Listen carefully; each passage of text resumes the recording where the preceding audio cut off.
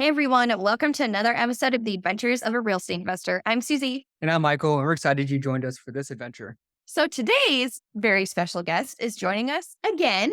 He was on our seventh podcast that we ever recorded, which is super exciting because he's been, a part of this whole podcast journey with us, which I love. But today we have Marcus Lawn. Thank you so much for joining us. Thanks for having me, guys. I'm happy to be back and honored to be a repeat guest. Yay, thank you. Yeah. And just for the listeners who don't know, so Marcus, Michael, and I actually all lived over in the UK, not together, but we were all there at the same time. And it's been like super cool to be able to like take down deals together, collaborate together, be creative together. Even something that we're going to touch on today is like transition out of our W-2 into the real estate world together. And so it's really been like this great mix of like best friends for 4,000 miles away. And now we're closer though. Yeah. I don't know how close. 9 hours. Yeah. 9 and a half hours. 9 hours. Driving. Driving. Yeah. I would say a little bit closer, right? Yeah. Than we were in England. But It'll be closer to meet up at our properties. in Weird. Tulsa. yeah. And one thing too is like the first person that we talked to about real estate. Yes. We talked about this on episode 7 as well when we introduced Marcus. But the first person we talked about real estate with, our first networking, if you will, a phone call was actually with Marcus. And I think I mentioned on the previous episode as well, is like I was like pitting out. I wanted to cancel it and everything because I was like, man, this guy, I was like, he's been doing real estate for so long. I was like, I have no idea what I'm doing. But you know what? And it is a lesson for everybody out there. If you want to talk to somebody, more than likely the people you want to talk to are more than welcome to Or This more than chat. welcome. Yeah. They want Yeah. to chat. Yeah. with the chat with. Yeah. It's absolutely incredible to like look back and think about, that first call and the journey for all of us since then. When I think about like even where I was and where I am today and then where you guys were starting and where you are today, it's incredible. And it was only a couple of years ago, so it's 2 or 3 years ago, whenever that phone call happened. And that's pretty incredible to look back and think about the journey. Yeah, absolutely. I was going to look back in my calendar, actually. I think it was like April something of 2020, some of that. So coming up on 3 years, which is pretty crazy. That's right. But yeah, excited about that. Maybe it was May, something like that. But anyway, doesn't matter. Almost 3 years ago. But Spring of 2020 when we were in lockdown. Yeah. exactly. I mean, we were locked out. It's 100%. But anyways, as Susie kind of alluded to, the whole point of this podcast is to share with our adventurous family after a transition of a W-2. So obviously, if you go back and listen to episode 7, you hear about Marcus is in the military. He'll introduce himself here in a little bit, but he recently transitioned out of his W-2 and now is doing full-time real estate. Marcus, would you give us a little bit background about yourself and like how you started investing in real estate or why you started investing in real estate before we begin the transition journey? Yeah. So, it's been almost 18 months, 2 years or whatever since that previous episode. And, I am grateful to report that I am still a husband. I am still a father to two beautiful children, 8 and 5 now. So a couple years older. As you mentioned, I just recently transitioned from the military after 21 years and moved the family back to the US from England and kind of in the process, now of just kind of designing our life and how I can, better serve my family and serve others, through our commercial real estate business, as well as getting involved in the community here and organizations that we support and stuff. And so kind of going back to how I got involved in real estate or why, it kind of goes back to early military career when I was going from enlisted to an officer program. And I bought my first, property, 3-bedroom, 2-bath at the time. And won't go too deep into it. We'll probably talk about it in previous ones, but, I kind of unintentionally house hacked. I rented it out later on. And that was just kind of the beginning where I kind of saw the wheel turning a little bit, about like how, a resident or tenants could pay, for my property and can kind of create that cash flow for my family and equity and things. And so from there, there's a 18-year long journey, that I went through different processes to get to where we are today. Absolutely. It's great. And Marcus, it's been a pleasure getting to know you over the last several years as well. And understanding, as you mentioned, like you have a different take on real estate, like there's very different things that you've done in the past, which has been very beneficial to Susie and I for sure, which is really cool. And you've been a great mentor to us as well. So I guess what I want to get into now is like you talked about this transition, leaving your military career and now going into real estate full time. I just wanted to, would you mind sharing with our listeners, how you prepared for that transition? Are there certain things that you did that you wanted to get in place before that transition occurred? And like what the spark was to decide to even move forward. Oh yeah, that too. Yeah. Yeah. So, I think through the latter part of my career, the wheels were kind of always turning, especially as I started to do a little bit more in real estate and things that I kind of wanted to do more entrepreneurial type stuff, whether that was in real estate or something, other kind of business owner. And just more like kind of freedom or control or to make the decisions versus, clocking in at a 9 to 5 and things. But I think we may have talked about this on episode 7, if not some other podcasts and stuff, where I've kind of told the story of the real spark of it a few years before I retired. And I came home from work one day when we were stationed in Colorado, and my daughter, she was 3 at the time, asked what I was doing home from work. It was earlier than normal, probably 3 in the afternoon or so. And, I told her that I came home to spend some time with them. And she kind of looked around and she said, "Daddy, it's still light outside." And, that was it still to this day is emotional for me to think about that. Right. And that's really one of the real sparks where I knew it was time for me to prepare to off ramp from the military. And it was one of the things, I had a lot of opportunities. A lot of people in my community kind of walk out on a Friday in uniform, walk back in on Monday in civilian clothes, kind of doing the same or similar things in a contracting job or whatever it was. But that really kind of influenced my decision to go do something else, right? Because I felt like if I kind of stayed in that community and that culture, that I would continue to work in that way, right? Not get home until after dinner or whatever it might be.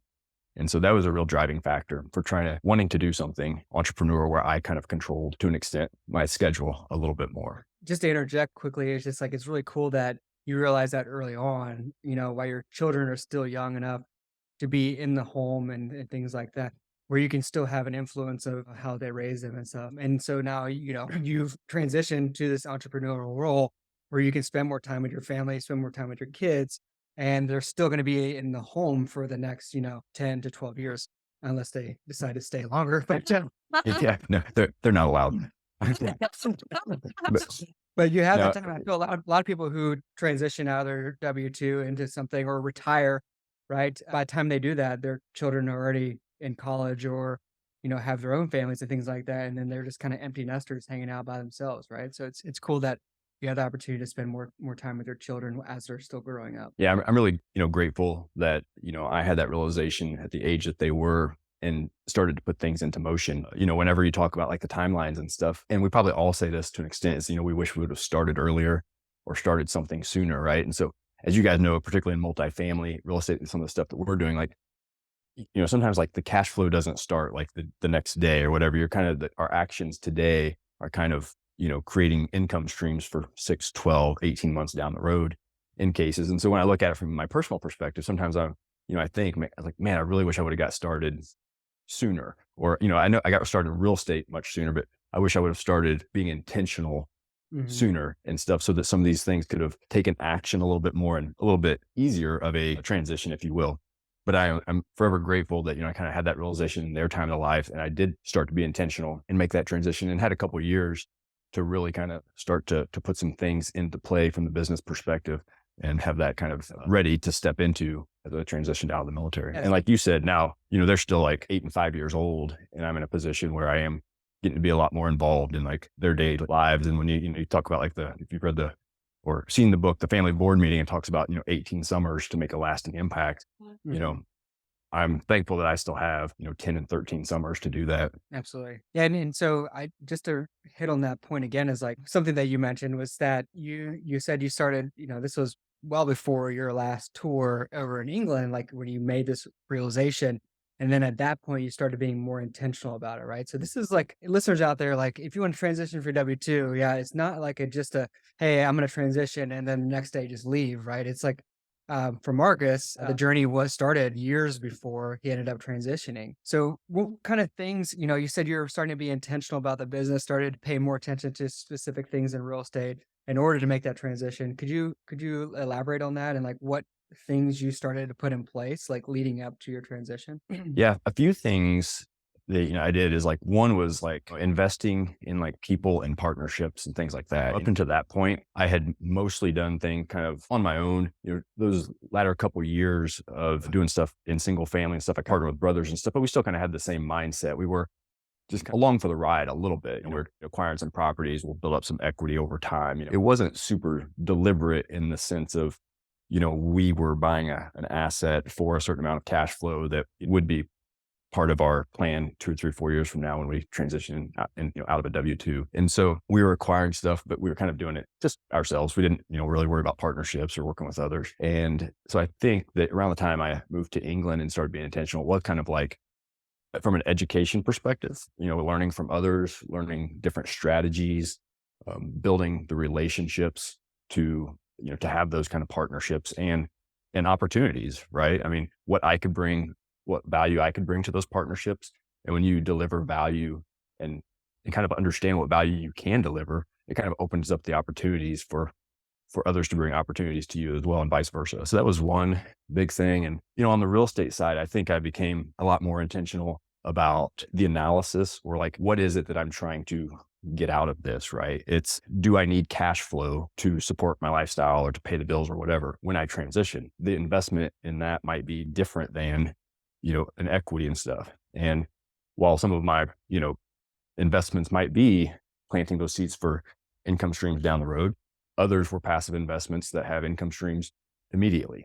And so just thinking through and being more intentional about the investments that I made as well. Absolutely. Yeah. And those make a really big difference because it also takes a lot of self-reflection, right? Like to be able to self-reflect and determine what value you can bring is huge. And then like what you actually need, because it really makes you rethink like your spending habits, purchases, or what you're doing in that moment. I know I've touched on this before, but it's been a really long time where like a lot of our identity is tied to like our W-2 title when it should just be tied to everything that we bring into that, career, position, job, whichever word you want to use, because that's really what we're giving everywhere else. Yeah. And you know what I love about that too is, and, Michael asking about like some of the specific things that I did, and you kind of mentioned self-reflection, is like, I don't think really before those like last 3 years or so that I spent in England that I ever really had, anything in a morning routine or anything outside of like, maybe I went to the gym or, something, I got my coffee and did whatever. It was a very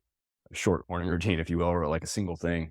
And, I think through a lot of kind of self-reflection and growth and stuff, I kind of created more of a routine, whether, including like, meditation, reading, exercising, journaling, and, doing each one of those for, just 10 minutes or whatever to get my day started.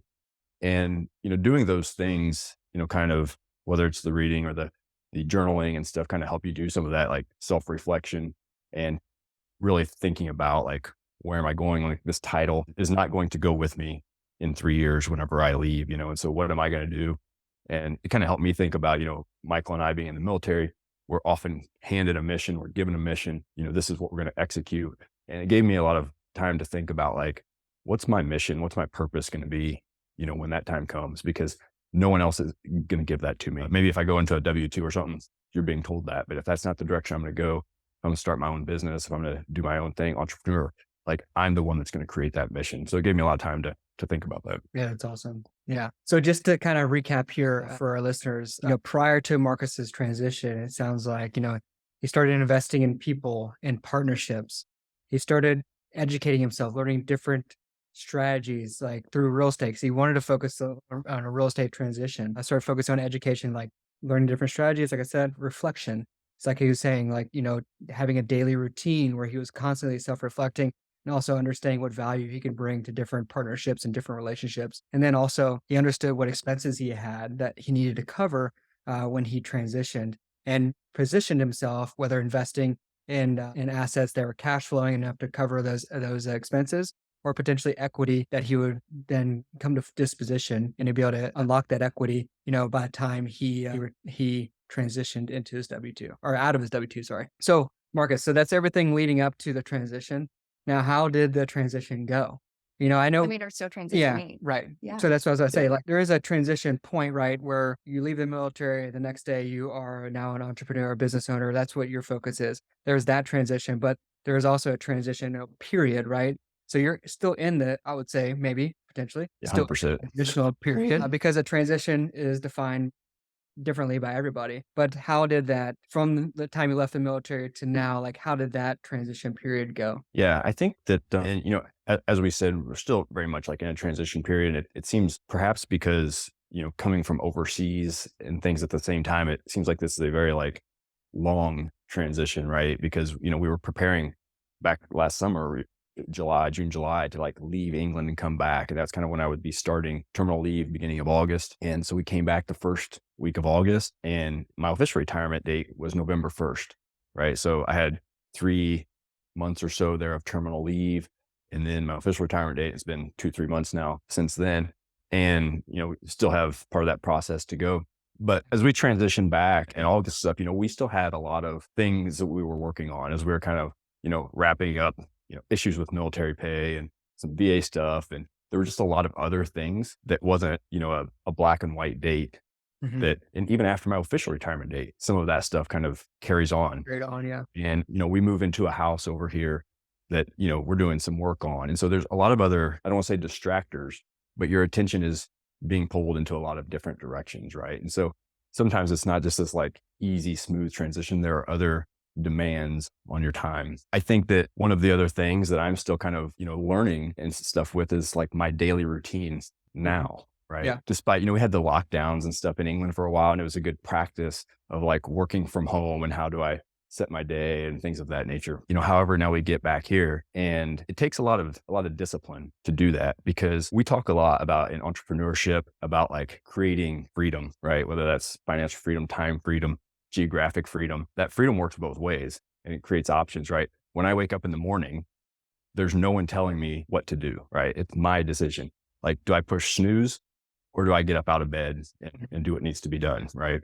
And you have to be motivated to do that, and think about like, why are you doing it? Yeah. For kids or for our investors, that have invested money with us and have an expectation that we deliver and stuff. And so when we talk about like the freedom that entrepreneur will provide us and our family on a bigger scale, there's like, day-to-day decisions that we have to make at times. And so I think no matter how much you kind of like prepare for that ahead of time, it's a big challenge. Yeah. When you actually execute and do it.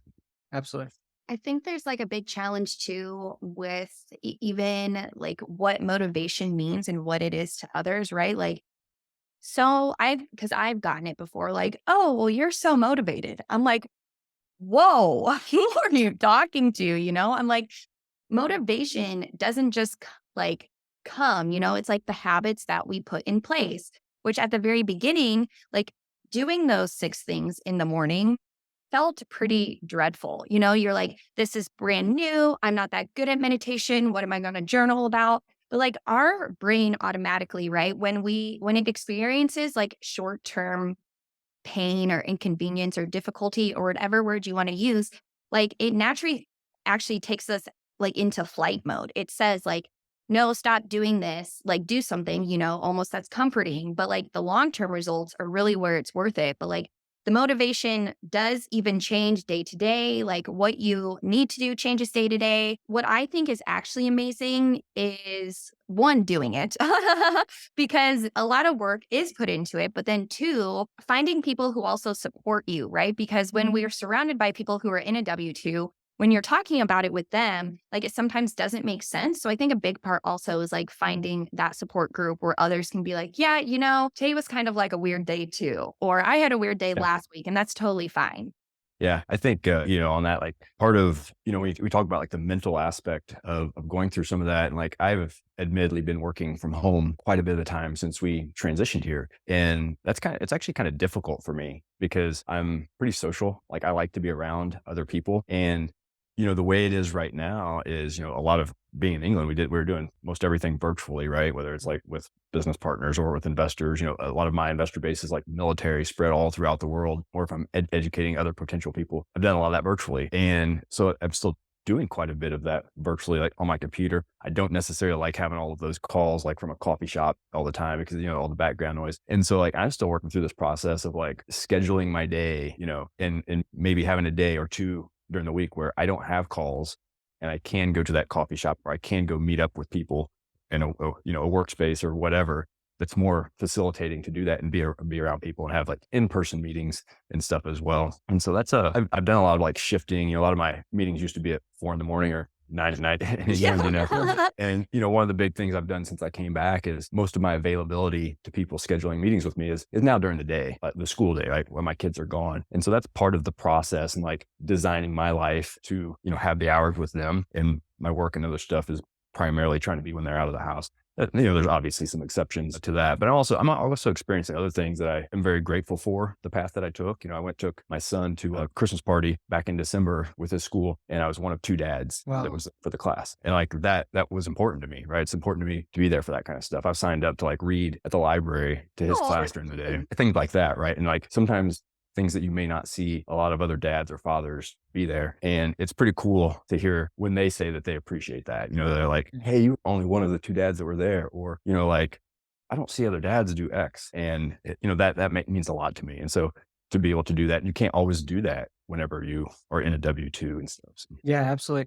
And I want to point something out here to our listeners is like what Marcus is saying is like he's actually doing what he said he's going to do, spending more time with his children. I feel a lot of times people might transition out of W-2 and into entrepreneurship, but then they let that control their life, right? They're running their business full time, all the time, never stopping, never, actually spending more time with their family, right? Because they feel like they have so much to do with the business. What Marcus just said is like, hey, he's actually capitalizing on the time freedom that he has, right? He's rearranged his schedule where like all of his meetings and things like that are during the day when the kids are away. So then when the kids are at home or when the kids have, events to go to, he can be there for that. I think that's a really important thing to point out there for sure. Yeah. And it's, that's admittedly really, really challenging, and to do. And even like at home, there are times that, I'm not always perfect about it, but you think like, oh, I'll grab my laptop in the evening, go sit on the couch and the kids are there playing and stuff. And it's like, that's okay to do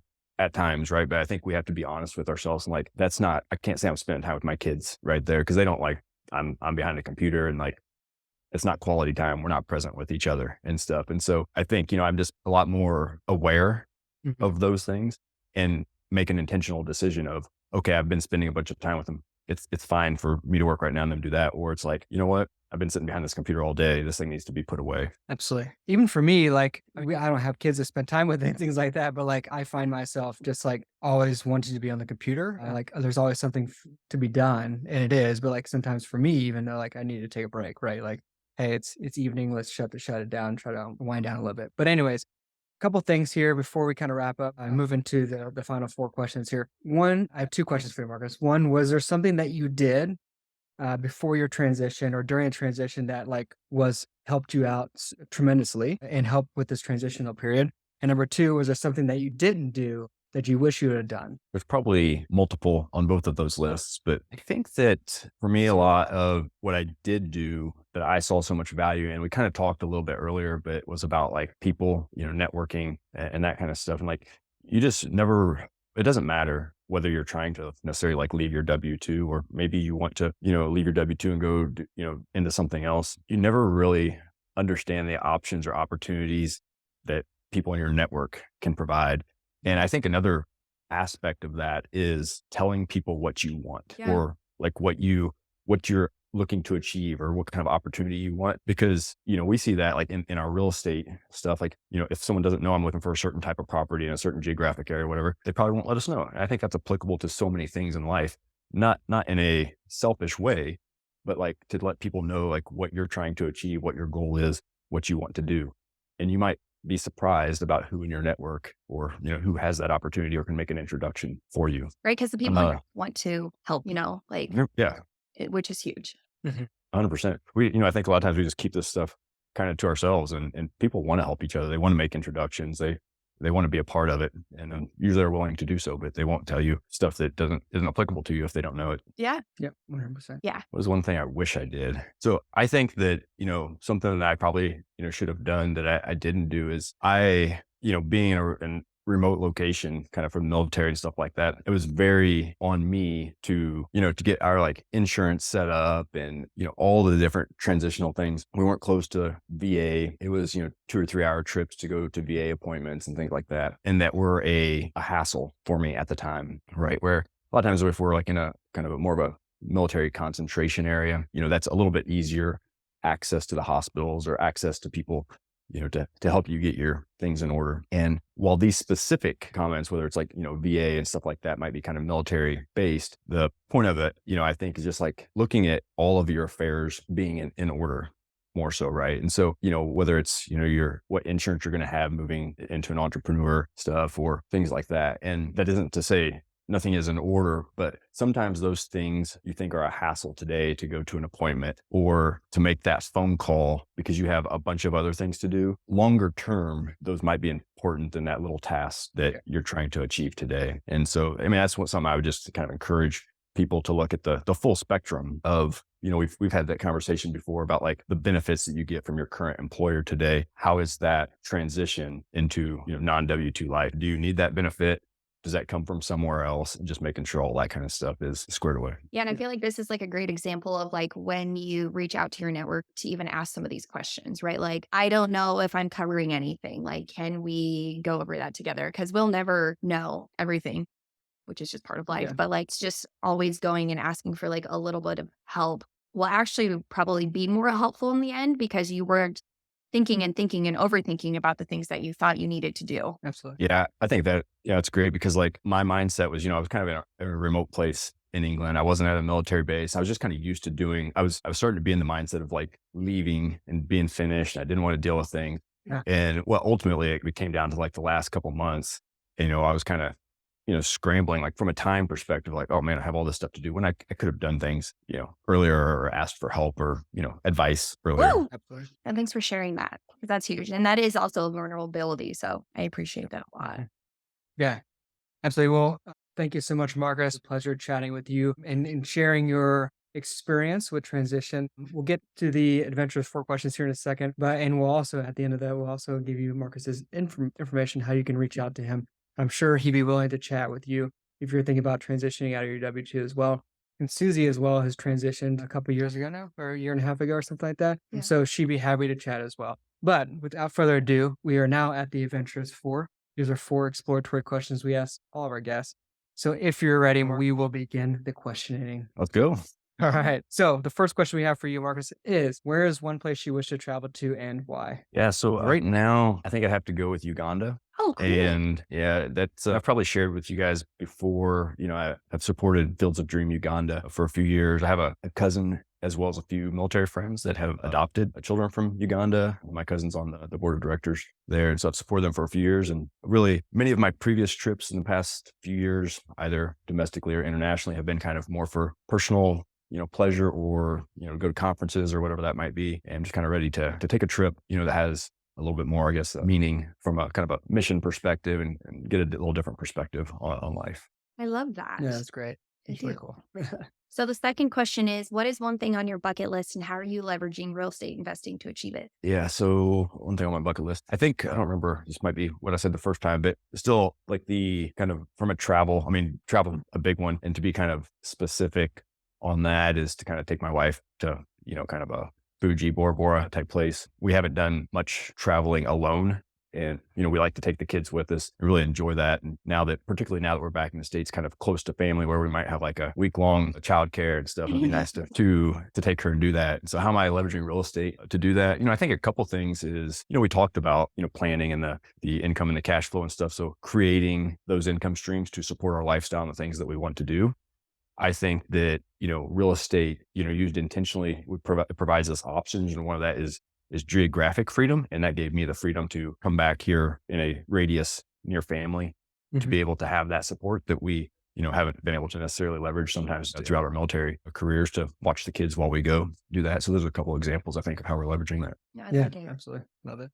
So the third question we have is, what is one piece of advice for someone who wants to start passively investing in real estate? I think that, for someone that wants to passively invest in real estate is just to, to make sure that you take the time to get to know the people and the partners that you're investing with. I think that particularly as I've spent a lot more time and, I even as an active partner, I think that's, advice that's similarly true. As you see more opportunities and stuff, I just think that the people and the partners that are involved are generally more important. Not to say that the deal or the market aren't, but I would just take your time, get to know, do your goals align with the people that you're investing with? Absolutely. Yeah, I totally agree with that. And like for us too, great, you provide a deal with great returns, but do I know you? Do I trust you as an operator? I think that speaks more volumes than the numbers that they project, right?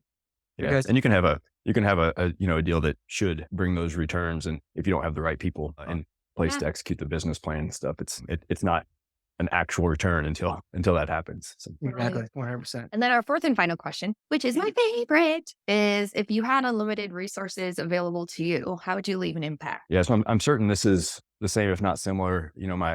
This has stayed pretty standard for me, is that regardless of the resources, that I have, like the way I want to leave an impact is like through my children, right? And I think that, I can, garner all these resources monetarily, whatever, but that through them seeing the things that I do today, the lessons that I instill in them, even after I'm gone, they may not have the exact same visions and stuff, but how I kind of molded them, if you will, or the values that they got from me can have an impact even further out. And so, perhaps I pass on, monetary resources or other things, but it's really how they use those to do that. And so I think a lot of times, we think about these grand ways to do that, and that's fine. But, I like to keep my impact like close to home, and how I can, have a value with them every day, or an impact with them every day. Love it. I do It's too. cool. So thank you again, Marcus. It's been an absolute pleasure having you back on the show. And before we end the show, would you mind sharing with our Adventurous family how they can learn more about you or reach out to you and contact you? Absolutely. Yeah. So they can go to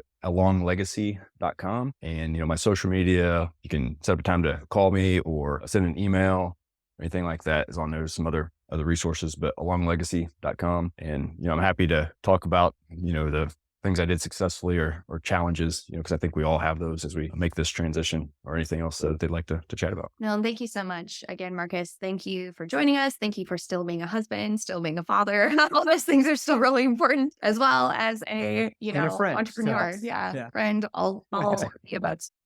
Hopefully those will all still be true when I come back on the third time. Yeah, I hope so too, because that's like a good week away. Fact. Funny. Absolutely. Again, thank you so much, Marcus. I appreciate it. Until next time, explore more, adventure awaits.